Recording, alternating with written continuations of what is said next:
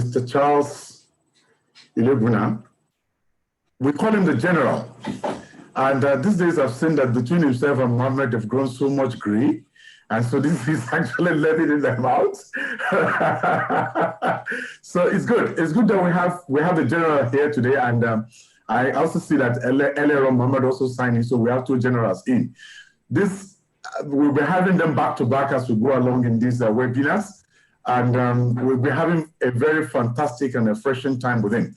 I will not say so much about Charles so that I'm not taking your time, but by the time you conclude, you agree with me that you are actually listening to the General. So the General will be taking us this afternoon on customer profiling. And so I want you to sit back, relax, listen to him, take your notes close to you, your pen close to you, so that you can jot in some important lesson. Have a good afternoon and over to you, sir. Thank you. Good afternoon. Yes, good afternoon, ladies and gentlemen. Doctor, thank you so much for that intro. In the next 45 minutes, 1 hour, we'll be dealing with customer profiling. And I want us to start with an opening thought, okay? Can the guy on IT, can you enable me to roll my screen myself? I want to be in charge of the screen. Hello, am I being heard? Yes, you're being heard. You are actually in charge. The IT support, yeah. Yes, you're in charge. We have made you an administrator. Yes, sir. Okay. Sometimes it freezes. Okay, very good. Yes, sir. Now let's look at the opening thought. Okay. A certain man called John Wanamaker made this statement that I'm sharing with you. He said, half the money I spend on advertising is wasted. The trouble is, I don't know which half. Now, what is it that will make a marketer, an expert sales and marketing expert, make that kind of statement? I want you to have it at the back of your mind while I bring in another statement. Then we'll look at the two of them globally. Another person called George said Wanamaker was actually wrong. The vast majority of advertising is wasted. Now, these two statements, what I want us to pick out of it is something that we are going to deal with in this particular topic. When you are communicating to the wrong person, you are wasting money. When you are selling to the wrong person, you are wasting money because time is money. When you do not identify exactly the person that has a need for what you are selling appropriately, everything you do is wasted. It is on the strength of this that Wanamaker made that statement. Because most of the time you see our marketing practitioners, people who are into advertising, they talk about billboards, talk about radio jingles, talk about TV slot, talk about newspaper. Meanwhile, the people you are communicating may not be on those channels. Even in this era of online marketing and sales, a lot of things are wasted. Even in the Zoom we are using, you may have a Zoom session of about 50 persons. About 50 of us may log in, only 20 is paying attention. Now, what it means is that, first of all, that crowd that you are supposed to be addressing, something is taking them away, or they are not kidding, or they are not interested. Now, when you are addressing somebody who is not interested, who is not paying attention, who is not hearing your language, who is not understanding what you are saying, you are wasting resource. The best way to contain this is, first of all, to sift through the whole gamut of the crowd available to you and decide who is it I should be speaking to at any point in time. That's about what I want us to take away from here as an opening thought. Let me tell you a story because I'm a trainer, I'm a teacher, I'm a storyteller. I said there's a story about an old man, his son, and the gemstone. This old man, you can see him in the picture, is pictorial. He's actually at the departure hall of his life. He's about concluding his life here on earth. And he called his son. He said, I left you a gemstone. but I want you to take it, go to one man who is dealing with gemstone somewhere around Surulere. Go and show him this gemstone. Ask him to make an offer, how much you want to buy. And the young man went and came back and said, Daddy, he says he's going to buy it for 20,000 naira. The man said, okay, very good, bring it back. So he returned with the gemstone. First offer, 20,000 naira. And he gave him another address of somebody living in VGC. So go and show him this. And he went to VGC, showed the man the gemstone, and asked him to make an offer. And the man looked at it and said, okay, this is a good gemstone. I'll pay you 200,000 naira. For the same gemstone, different price. First price was 20,000 naira. Second price, 200,000 naira. But according to the instruction of the father, he was asked to bring the gemstone back after the second offer. So he went back. Now the father gave him the third address. Say, go to this third man, ask him to make an offer for this gemstone. And he showed the man, the third person. The man looked at it and screamed, what a beautiful piece of gemstone. Where did you get this? Can I pay you 2 million naira for this gemstone? If you are ready, I will pay cash now. And the young man said, Daddy said I should bring it back first after you have made an offer. So he took the gemstone and went back to the father. And the father now says, sit down now. Let us take the lesson out of what you have done. There are 3 potential customers. All 3 of them wanted to buy. If you sold to the first man at 20,000, you have sold. You have a customer. If you sold to the second man at 200,000, you have sold. You have a customer. If you sold to the third person at 2 million, you have also sold. You have a customer. Now, young man, who would you have sold to? Who would you rather sell to? And the young man said, Daddy, I'll sell to the man who offered me 2 million because he offered me the best of value for what I have. He said, very good. That is why you needed, first of all, to identify who has the best of potential, the best of understanding, the best of capacity of use for what you are selling before you even begin to sell to the person. Okay? So you don't just sell because you are selling, because selling is a professional thing. The confusion we have is that there are many unprofessional people who are selling, who are marketing. So they run around. But I give you a nugget. The man who sells telephone under the bridge in the Ikeja, who will sell you an Android phone for 3,000 naira, is assumably selling. You collect the phone, you give him 3,000 naira, you cross the street, try to put it on, the phone will not come on. That man is a con man, not a salesman. A salesman sells you value, sells you quality, and wants to sell tomorrow. Remember, I want to sell tomorrow for as long as you are in business, you want to continue to sell. That is the life of a salesman. And that's why we define marketing as winning and keeping a customer for life. That life there means that you are minded about how you sell today. You care about how the person feels after he has bought. You care about whether he's going to buy tomorrow. You care about all those things. That is actually what you call selling. Today, tomorrow, and for the rest of the life of that business.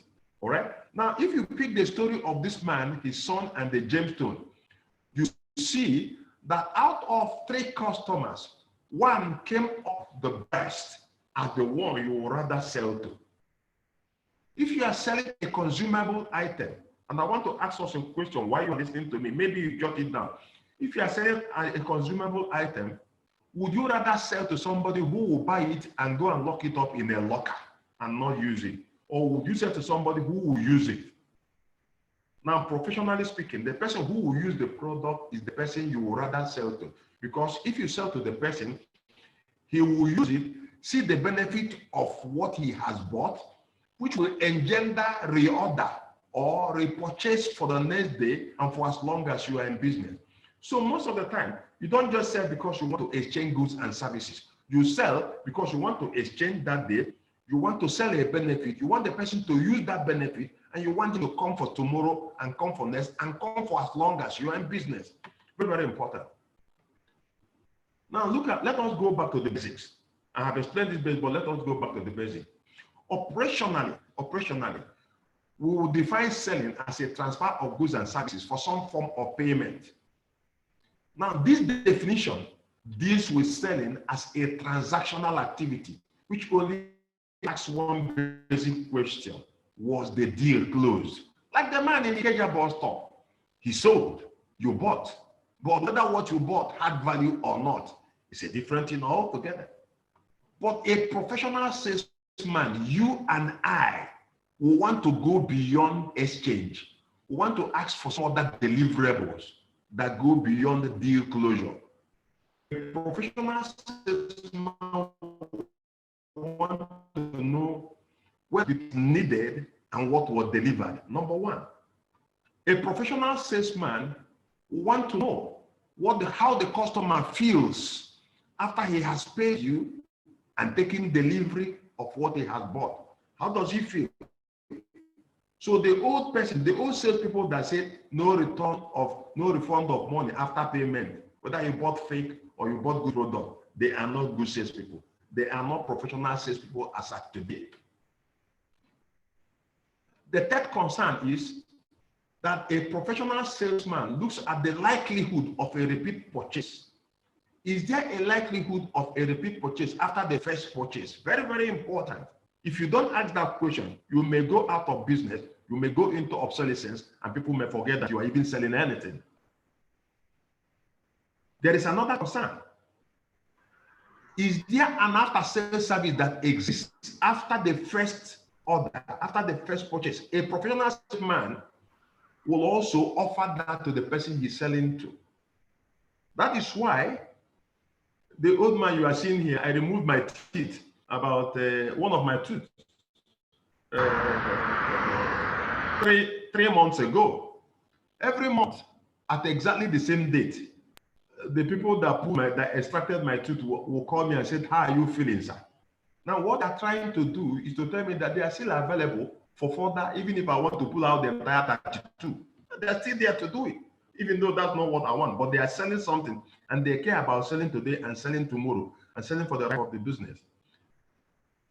Now, look at another concern. The entire buying and selling experience, is it a win-win situation? As a professional salesperson, you are interested in winning, and the person who bought also winning something. Now, if you have this at the back of your mind, we can move ahead. Very, very important that you remember it.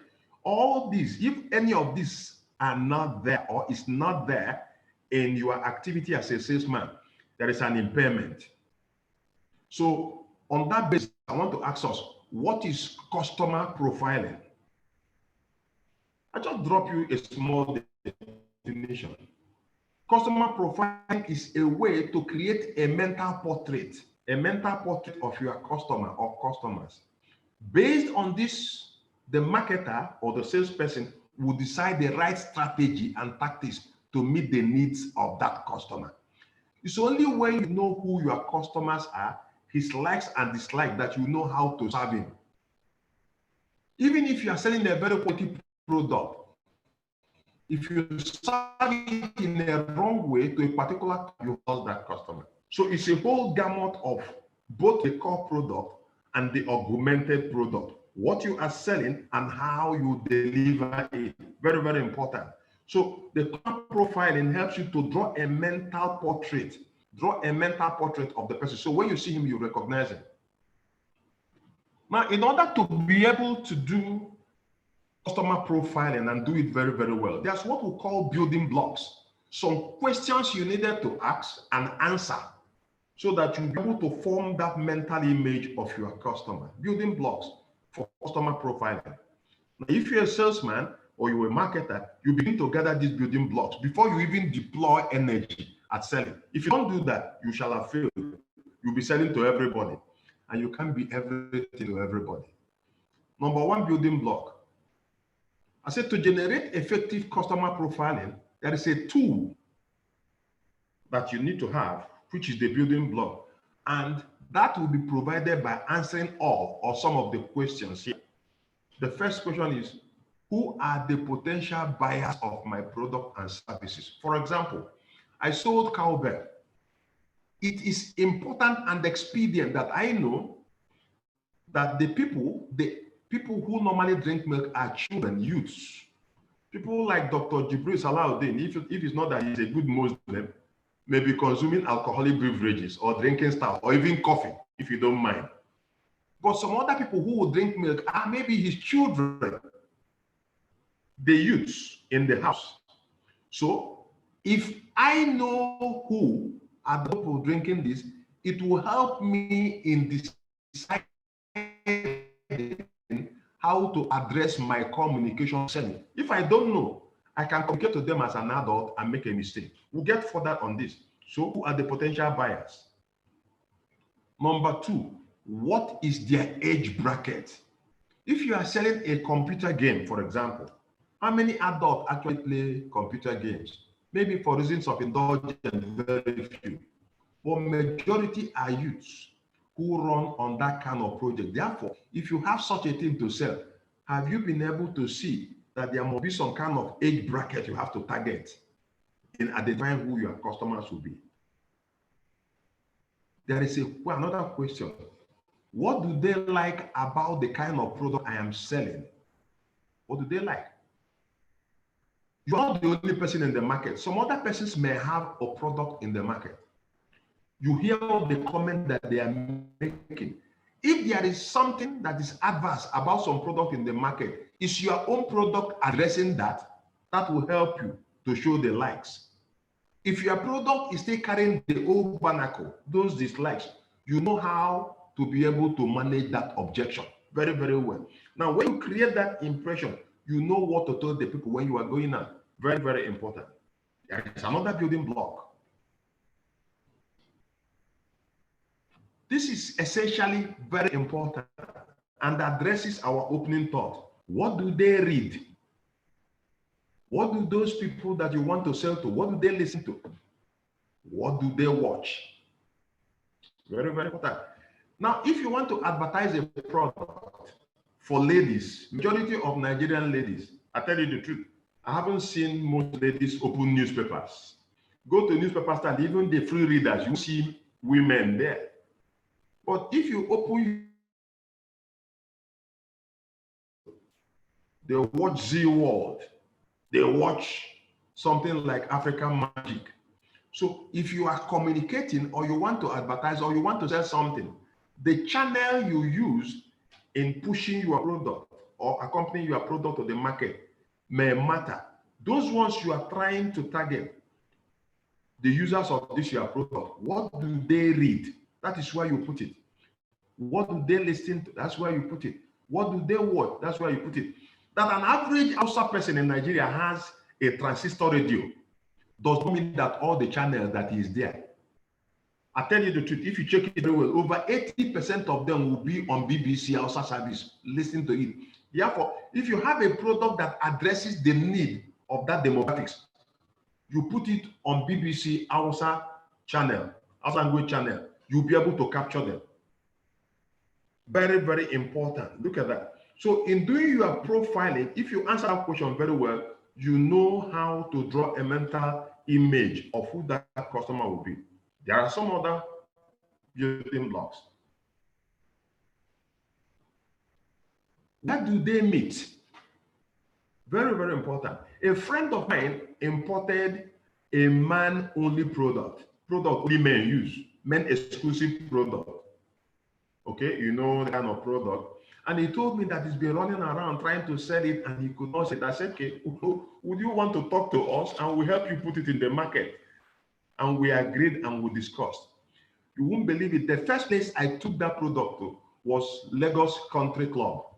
Now, if you go to the country club on a good evening, majority of the people you see there are men, where they discuss their indulgences, their escapades, certain things they do. And we brought out the product, there this on sampling, and we finished several cartons. By the time we went to about 2-3 clubs, half of the containers of the product that the man bought got sold. And he was asking me, how did you do it? Is it magic? I said, it's not about magic. It's identifying where the men are. There are certain products that a man of the house will not even price when the wife is seated around him.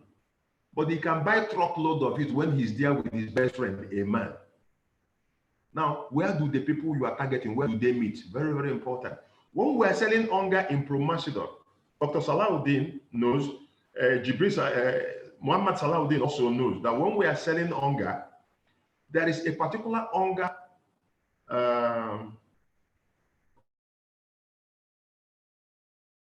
so much in the north. That flavor tastes and smells like beef. So we use the suya marketer, the suya sellers, to sell that particular flavor.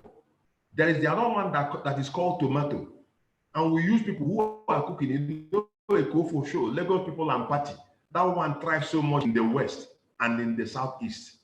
Now, if you understand who the customers are, where they meet, where they gather, you should be able to make a placement of your product. Another one, what are their interests? These people you are targeting, what do they really want? That will help you. I'll give you an example. There's a particular location in Anambra State, no, in Imo State, called Arondi Zogo. And Arondi Zogo man, whether he lives in Illinois, in Chicago, or in Britain, or in Europe, or even in Australia, he may not come back for Christmas, he may not come back for Easter, but the day you are doing Ikeji festival, he will come in. So if you wanted to do anything around them, you target that particular activity that is of interest to them.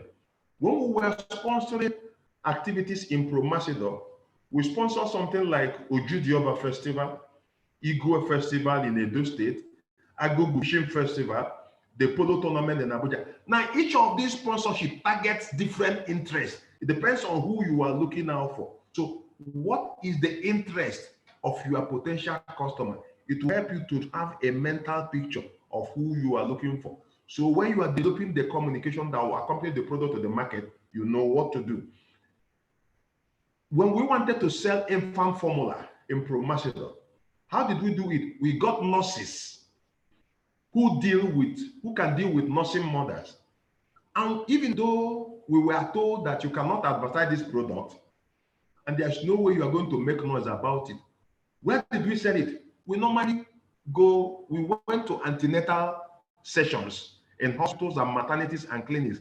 We play with mothers, we discuss the issue of having a healthy child with them, and we offer them. This may be of interest. We support baby friendly. It is very, very important that you breastfeed your baby, but at some point when you are not there, you may have to use this for augment. And over time, because that is the interest of the mother there, the product moved in. So you have to be able to create that mental picture. Interest. Another one. Where do they shop? Now, if you don't identify where your target audience buys what they buy, you will not be able to sell. Somebody like me, you may not see me at the computer village where they sell phones and computers at Otima. The place is too rowdy for me. Sorry, but that's my nature. There are some people who cannot buy in elsewhere unless they enter. Want to buy food stuff, they will go to Mushi or Yimbo. Some people will go to Ketu. Now, if you identify the crowd you are talking to and you put what you are selling alongside allied product where it should be bought, then you'll be able to sell. But sometimes people assume that wherever you are, you can sell. Certainly you cannot. You can't sell wherever you are. You have to sell where the customers buy, where they operate, where they shop. That's very, very important. There are certain products you have in this country. You don't know that somebody buys it. You don't know that somebody sells them. When you have an old fridge in the house that they have repaired and you could no longer make use of it, you carry it quietly and go and drop it by the wayside. The man that picks aluminium condemn and iron condemn will come. When he sees it, he will know that he has made money because he will just take it, break it into pieces, and take it to somewhere where they make ingots. You don't know. You move around Lagos, but you don't know that there is a place where some people shop. There are some bus stops in Lagos or some parks that don't operate during the daytime. It's only in the night. In the night, you see all kinds of goods and work. Before 6 a.m., everything has been loaded and moved out of Lagos. That is where activities happen. It takes you who has something to sell to identify where to sell. Where do your customers shop? That is only where you are going to place your wares and you'll be able to sell them. Very, very important. Now, another question you have to answer is, where do they work? For people who are actively working, some 8 hours you spend in the office, which is a long hour. And that's why most of the people that do supplies for personal consumable items, like cream, hair cream, beauty creams, dresses, especially for women, who sit in their office, suppliers will come to the office and give them credit of 2 weeks, give them credit of 1 month.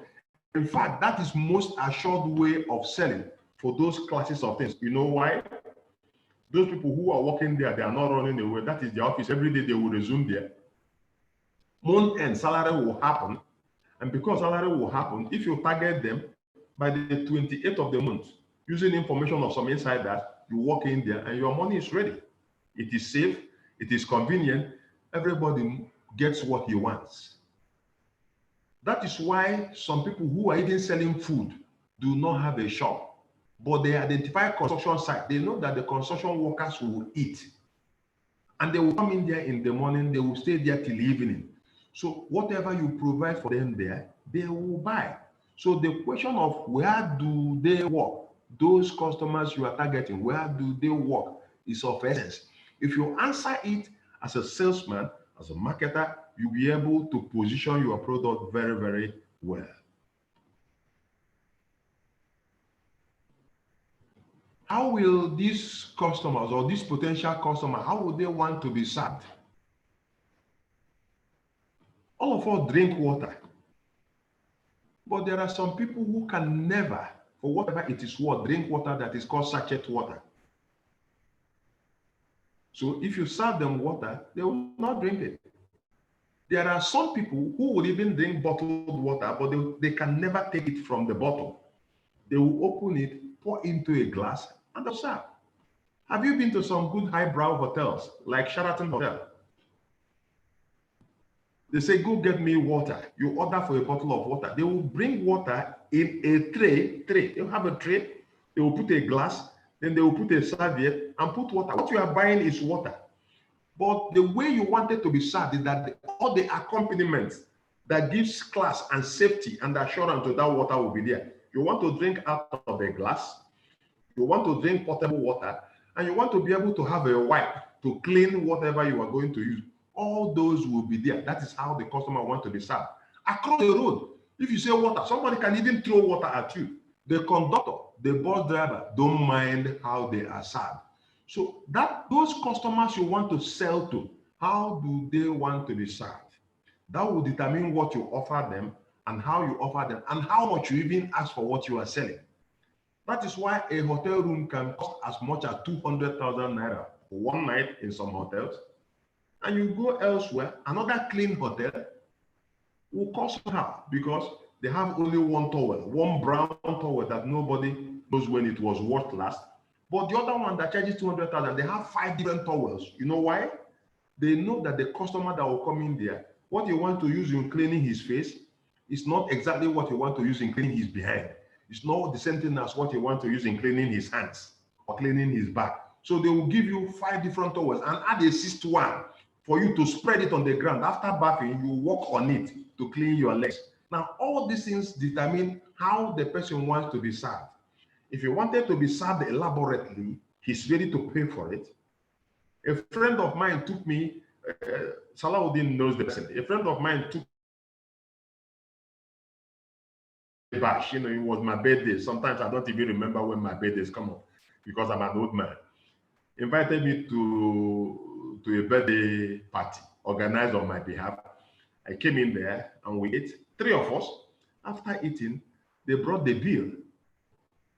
111,000 naira for 3 persons. And the lady who paid said, oh, this is very cheap. Charlie, I don't even believe it. It's very cheap. I looked at her. I looked at myself. I looked at the 3rd person. Since when did 110,000 naira in Nigeria become very cheap? But it's about how do you want to be served. How the lady wanted to be served was well met. Her expectations was met, was exceeded, and she felt happy. So she was ready to throw away, if you don't mind, throw away 110,000 naira for 3 of us sitting down at the same time. If you ask me, I will go somewhere and eat exactly the same thing without spending that much money. But the way you want to be served will determine whether you want to pay what you are asked to pay. How will they want to be served? Now, as we draw closer to these building blocks, where do they spend most of their time? Now, this is very, very important. Where people spend most of their time, they do most of the things they want to do there. Now, if somebody works at home, if you meet him there, the person may buy.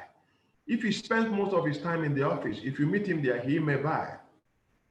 Very, very important. Check the person you want to sell to. And there are some people you can never get in the office because the stakes are very high. You come to the office to see somebody, he has a security man, he has 2 PAs, all of them will shield you from seeing the person. But you know that after that time, after that office, there's another place he spends time, maybe the club. He will go there from 6 p.m. and stay there till 11 o'clock. That place, he drops his guard. If you walk in there, you can corner the person and do as much business as you wanted to do. Very, very important. Sorry, let me tidy up this. And you have seen the entire building blocks. There are more to it. You can actually add more. You can add who are the influencers. You know, mommy and daddy in the house. They are the owners of the money we spend. They buy things for us, but they do not decide most of the time what to buy. The small baby in the house may say, "Mommy, I want milk." If you buy another brand that the baby doesn't like, the baby will not drink it. Say, "That's not what I want. I want this." That is why when we were selling cowbell, because we wanted to be endeared to the children, we were using cartoon characters to animate the advert. The children were so much interested in the cartoon characters. We were interested in selling cowbell, but the language of communication was cartoon characters.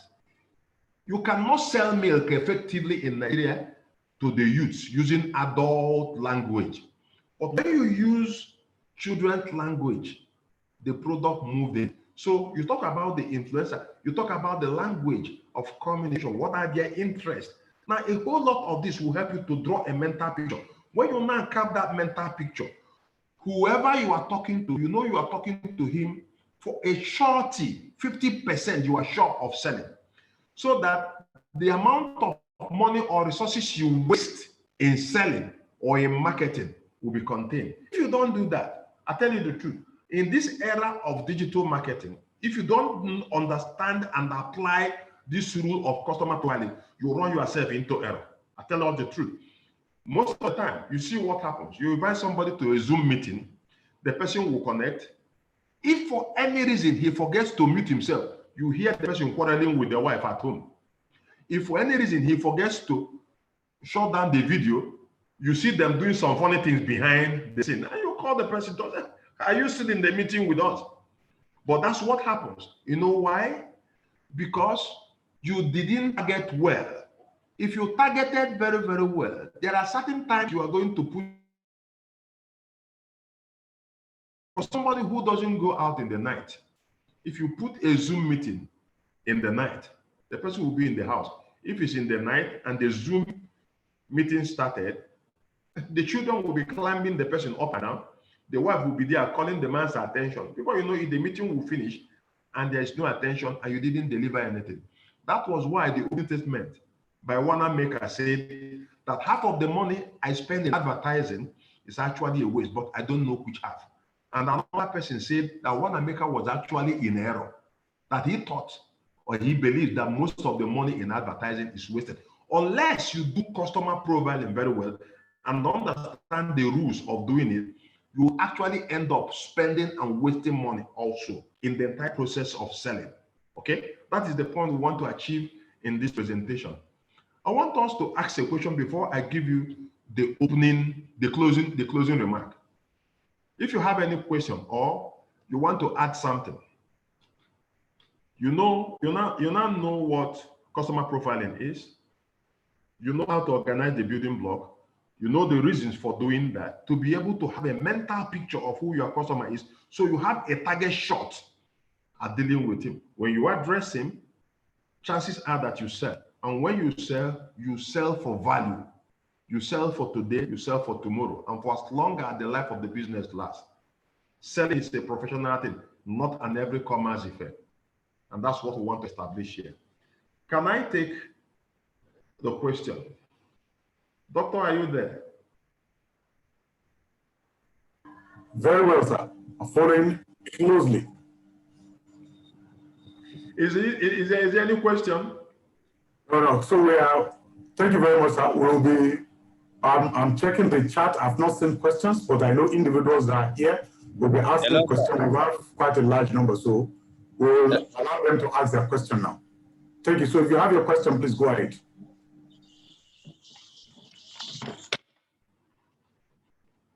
I'll take your question, please.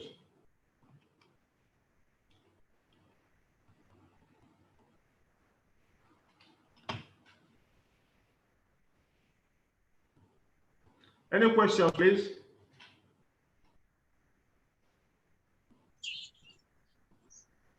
Hello, sir. Good afternoon, sir. Good afternoon. I'm Bashir Nwatonko by name. Bashir, yes. Yes.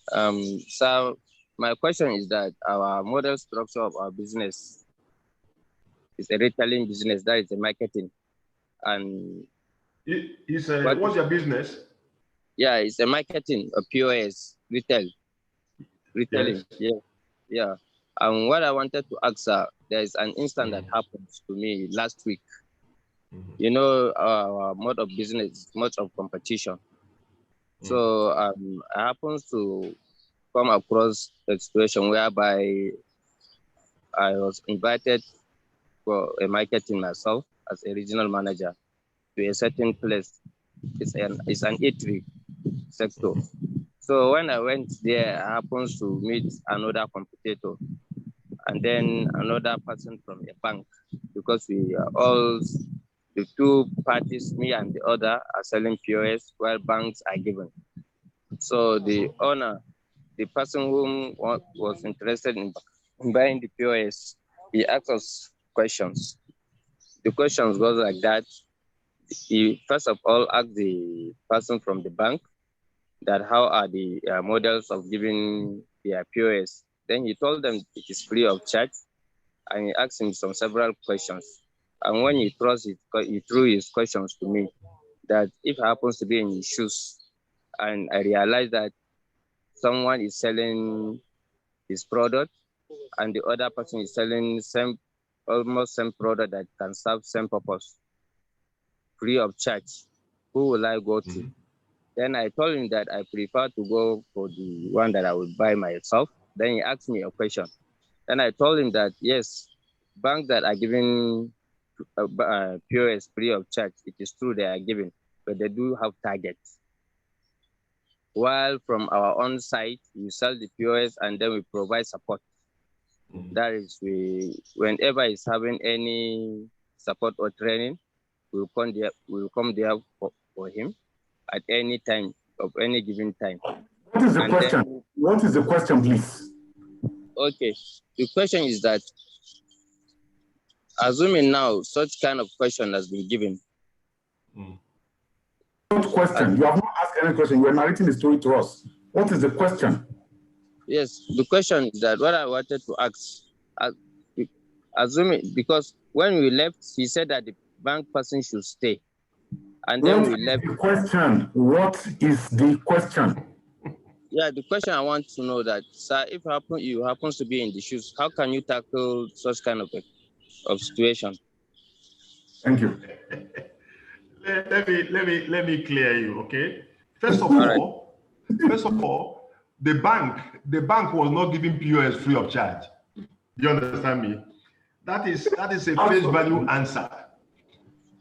The bank knows that if the outlet or the eatery sells cash, they will collect money. They will waste time. They will waste time to come to the bank to come and back it. And chances are that they may go to some other banks.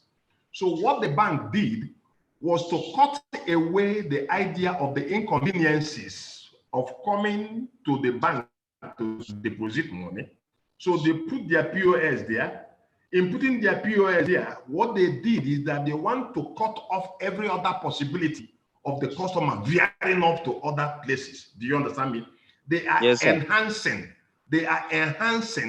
the Eatery's activity towards their bank. They are enhancing the money they are getting. That's what the bank is getting. So the bank is actually adding value for themselves and adding value to the man who owns the Eatery. It becomes a win-win situation. There are some investment on the ground, but the win-win is what everybody's seeing. They said the POS is free of charge. It is not free of charge. POS was bought. Somehow there are some service charges that go on the ground, which is not what you audit at the Eatery person. Because when you have to travel to the bank to go and deposit money, what if armed robber take your money?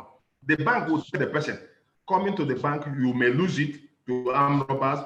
Some people may cheat you on the road. You may run into error or so on, or into fraudsters and so on and so forth. So, but if you put POS, everything becomes online. You can even audit your account easily and know when you are being cheated. Do you understand me? So yes, for me and for you, there are some underlying payment already, but the benefits may outweigh the charges that go in. So nobody sees the charges, but there are some charges that are there. Okay. There's a question that you were asked. Would you rather buy something that you wanted, or would you rather take a free gift? Okay. Can I tell you something? Real people do not accept free gifts most of the time. If anything is free, people suspect it. I tell you the truth. When you are in business, people want to take ownership of what they have, and you don't own what you never worked for or what you didn't pay. All right? Because the giver may stop giving. And if the giver stop giving, you stop receiving. So you don't have that again. All right. Have it at the back of your mind. Thank you, sir. That's exactly what he said. Thank you, sir. So any other question? Yes, we do have a question, sir. Yes. It says, can you speak to leveraging on trusted distribution channels to reach the ideal customer for scale? Explain what you mean. Let me understand you clearly. Okay, please. Leveraging on. It's completely out of the discussion of today. It's something. Okay, because I wanted to understand what he said. What are they saying? I don't know. Is it this question we are discussing? Is it this topic we are talking about here? It's not a topic we're discussing. Completely out of what we're discussing today. Completely out. So let us stay within the context of what we're discussing today, please. Thank you. Any other question, Ajay? Sir, is related to the topic. Okay, so if you explain it. If you're the owner of that question, explain it clearly. Okay, so let me try and explain what I'm trying to say. What it is. Okay, so if I know that the target customers that I want to reach, I'll find them more at the Dangote depot or through an MFI. So leveraging on that channel to reach those customers, because I've identified them. I know that is where they aggregate. Yes. So where do they stay? Where do they stay? Where do they work? Who are their friends? Are some of the questions we raised before. Who are their friends? Who do they aggregate with? Who do they move with? Where do I find them? You can. Because when you answer that question about painting the picture, you can say, we see most of these people in Dangote. We see most of these people in the construction site. We see most of these people at Jibowu market. You can now leverage your connection with that particular location and use it to sell. You understand? Hello, are you there? Are you still there? Yes, I do. I do understand, sir. Right, that's what we're saying. Okay, excellent, sir. Thank you so much, sir. Yeah. Any other question?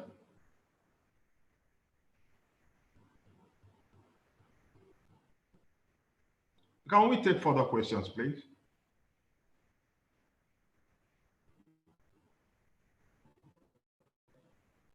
Ajay, are you there? Yes, I am, sir. Please, if there are any other questions, kindly ask, unmute and ask. Or okay, I think I've seen one. 1 second. Okay. Okay. Okay, this person says she just wanted to say in addition that in more recent times, one of the answers that could be answered to profile customers can be who they look up to.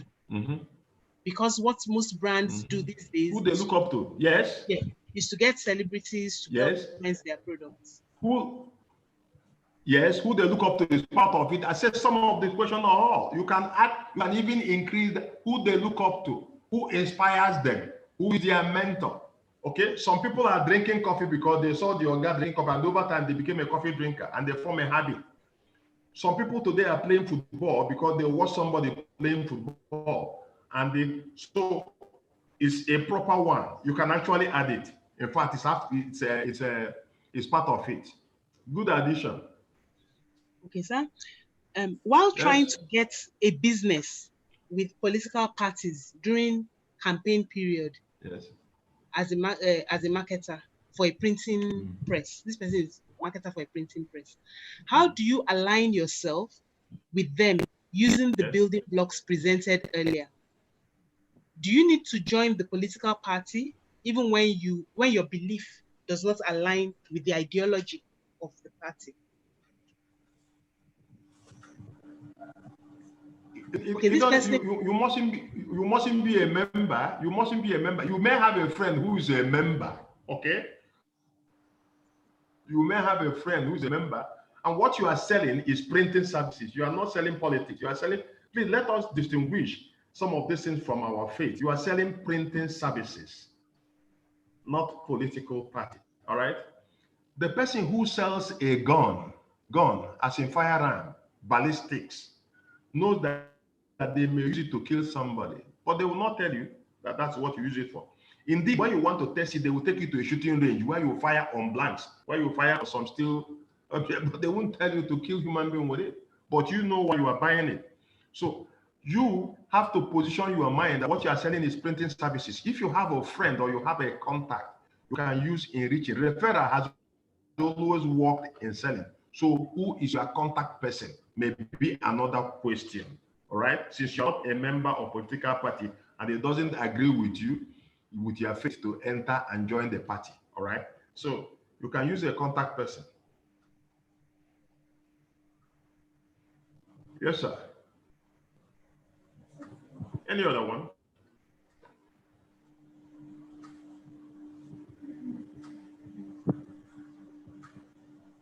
Any other question, please? At present, there is no other question, sir. I think we don't have. Okay, now look at this. Look at this closing remark. I said, when a customer is not appropriately profiled, we may serve such a customer with the image of another in mind. Too bad. Look at that statement again. When a customer is not appropriately profiled, we may serve of another in mind. Now, forming a mental image of your customer indicatively tells you what to do. What if you got it wrong in profiling? The message you are going to bring in to communicate the person will completely fail. And when your communication fails, the selling and marketing activities will also fail. That is what has made some product to fail. And I'll give you an example. Okay, I'll give you an example. Go and check some of the advertisements, some of the communications you have, either in televisions or in billboard. I use food seasoning. I don't want to mention a food seasoning. A particular woman will be cooking in the kitchen. The moment they put in season, then there will be meat all over the place in the pot. And you'll be wondering, is it that season that has the meat and the beef and the pomo and the chicken inside the soup? Indicatively, that is not it. Wrong communication. And most of the time, people who are sensitive to communication in selling, the moment they see it, they say, this is nonsense. This is not what I'm looking for. But I saw a particular advert material Sunday, a clean plate of food that was eaten with a piece of bone that was nearly chewed halfway with a spoon at the center of the plate. Clean, indicative, it showed that the person you cooked for ate it. That advert, I don't want to mention the name of the product, that advert helped that product move very, very far in the market. There's another communication.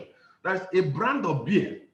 That advert, this advert I'm telling you about, made so much impact on that brand of beer. That was a clean glass of beer and an empty bottle of beer with some bubbles on it. And they wrote below it, a man was here. A man was here. Indicatively showing that it takes only a man to consume this beverage. I tell you the truth. During the time the company used that advert, sales galloped because they were able to profile who are the people that we are talking to, what kind of language will activate the buying impulses in them.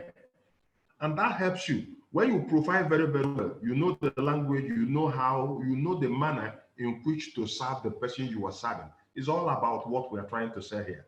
That is customer profiling, having a mental portrait of who your will-be customer is, then defining the strategies around what you find out. Ladies and gentlemen, thank you so much for listening. Doctor, are you there? Yes, sir, very much. Thank you very much. Like I said at the beginning, you're going to listen to the general, and I'm sure that you're not disappointed. He's here and he has delivered, and we thank you very much for this wonderful session. Keep in touch as we'll continue to give you communication regarding the materials that we'll continue to have on a monthly basis at the Enugu Business School. Thank you very much for being part of us today. Thank you very much, the general, for being a part of us today and for delivering this wonderful session. We're most grateful, and thank you very much. Until then, have a good evening. Thank you, and bye-bye. Thank you. Bye-bye.